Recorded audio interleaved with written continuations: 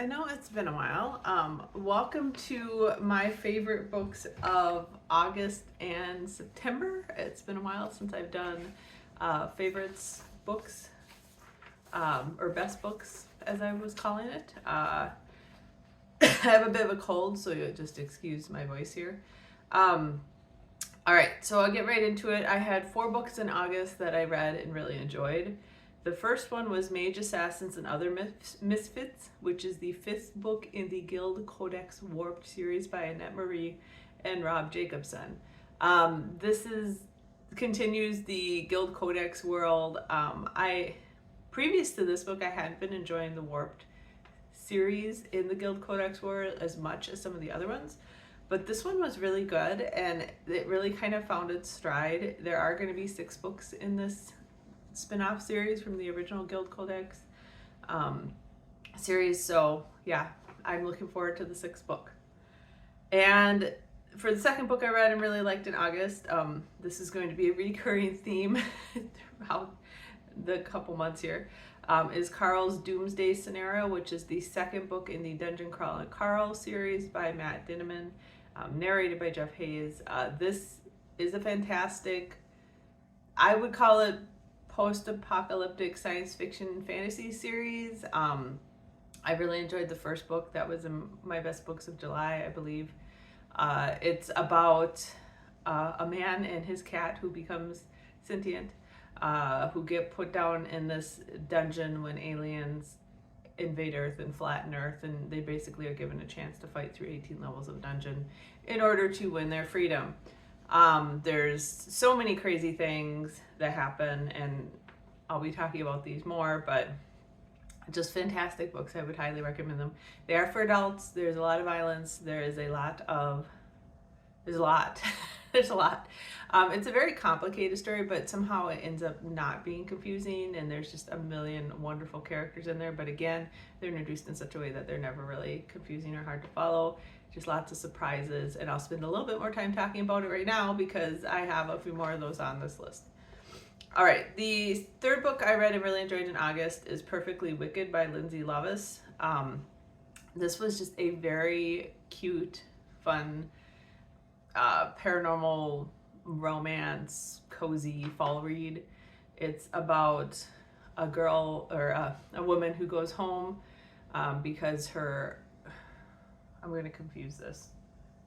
Anyway, she ends up at home. Her and her, I think it's her sister, both have like a special power. Now, I just finished another one that was similar that I'm going to get confused with. Anyways, takes place in an apple orchard. There's some ghosts and some hauntings. It's a very, oh yeah, that was the premise of this one. So there's a woman who's trying to keep her apple orchard running, and it's kind of starting to go south because of competition from another apple orchard, and then she gets an offer from a ghost hunter YouTube channel to come and do a special on her farm. But the problem is her apple orchard, the women in her family have some magical powers, so they kind of try to keep that hidden. And then, of course, when the ghost hunter comes out, her and the lead guy from that kind of hit it off, and it was just really well done. Very cute, very cozy, very funny, some fun like supernatural elements, some fun paranormal elements. So really liked it. I apologize, I'm kind of wandering today. All right, and then the 4th book I read and really enjoyed in August is An Academy for Liars by Alexis Henderson. This was a dark academia novel. It reminded me a bit of the Alex Stern series by Leigh Bardugo, but maybe not quite as dark and gritty. It is still quite dark. It's about a woman who gets a call when she's kind of down in the dumps from a school that wants her to come get her degree there. And she's very surprised. She's finding out that it's a school for people who can do manipulation with their minds.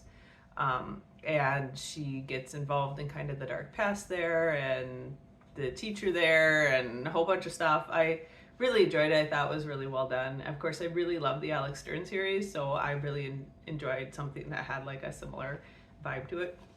All right, and then I did read 3 books in September that I really enjoyed. 2 of them were in the Dungeon Crawler Carl series, Gate of the Feral Gods and The Butcher's Masquerade. by Matt Denman again. We have been listening to these driving up to Duluth, and they've been very, very good. I'd highly recommend them. My son is 17, almost 18 now, it's hard to believe, but he also has been listening to them with us and really likes them. And then the last book I read in September and really enjoyed is Empire of Shadows, which is the first book in the Raiders of the Arcana series by Jacqueline Vinson. I did listen to this on audiobook. It was a review audiobook, and I really, really love this as well. It's very like, I want to say Indiana Jones, because it's got very much that kind of like Tomb Raider trying to save relics from, you know, evil people who are going to do bad things with them. But it's got a little bit of a romance in it, so it reminds me of some of the other movies that got released around that time. I'm trying to remember, that have kind of like the romance thing. The main woman in it is a suffragette, basically. She's working at she's gotten her degree and she's working in a museum. She gets in trouble or she's working in academia, I think, and she gets in trouble, is forced to flee, and steals a map to a lost city, and she ends up traveling out to Honduras and meets up with a surveyor there who helps her to find this last city that she has the map for. A whole bunch of stuff goes on. There's a little bit of magic, like magical realism and some flat out magic in it, not a lot. And there is some romance, so it's very cute and funny, and I really enjoyed, you know, the characters. I am reading the second book in that Raiders of the Arcana right now, and enjoying it just as much, even more maybe, because there's even more characters. You have her brother and her best friend, and some other characters are in there as well. So that was 7 minutes of me being a little bit wandery, but those were the books that I really enjoyed. In August there were 4, September there were 3, so not a ton to go through. I will be doing Stacking the Shelves that we'll post next Saturday. I am quite behind on that, and given how many books I'm going to have to go through for Stacking the Shelves, I thought I'd go ahead and do a life update. We have had quite a bit going on. We have been trying to demo the attic in our house up in Duluth, and that has been more extensive and time consuming than we thought, trying to pull down the insulation and get all the fiberboard down and get all the plumbing out and get all the electrical out, and there's just been a lot that we've been trying to do, and it's been taking quite a bit of time. And of course we're not up there full time, we're only up there like Thursday, Friday, or sometimes Thursday, Friday, Saturday, so we're kind of running back and forth. In the midst of all that, my son did pass his reffing tryouts or whatever for hockey, so he is going to be a district ref, which is great for him. He's doing a lot of AP classes this trimester, so I've been helping him some with calculus off and on, which I actually did use calculus in my job off and on until I switched into working in intellectual property, but so, you know, I probably am better suited than some people to help him with that. And then we also did get, he got notified that he did get accepted to Michigan Tech for college. He also has an application in at UMD and U of M Twin Cities, and he really wants to go to UMD, University of Minnesota Duluth, for those who aren't local. So he's waiting to hear back from that, but he was really excited to find out that he got accepted to Michigan Tech, because that's kind of his second choice after UMD. We did senior pictures, we've got his cap and gown ordered, there's like all this crazy stuff going on. We've been sick a couple of times. As soon as he went back to school, we got sick a couple times. I've been busy with work. My husband found out that we have our own business, and he contracts out to companies for it as a developer, and he has been at this place for a year and a half, and he thought they were going to extend him till next September. Just found out that he's only getting extended till the end of the year, so he's looking for a new job now.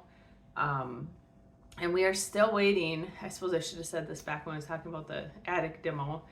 They were supposed to start on the attic like reconstruction early September, and then that got pushed out to the end of September.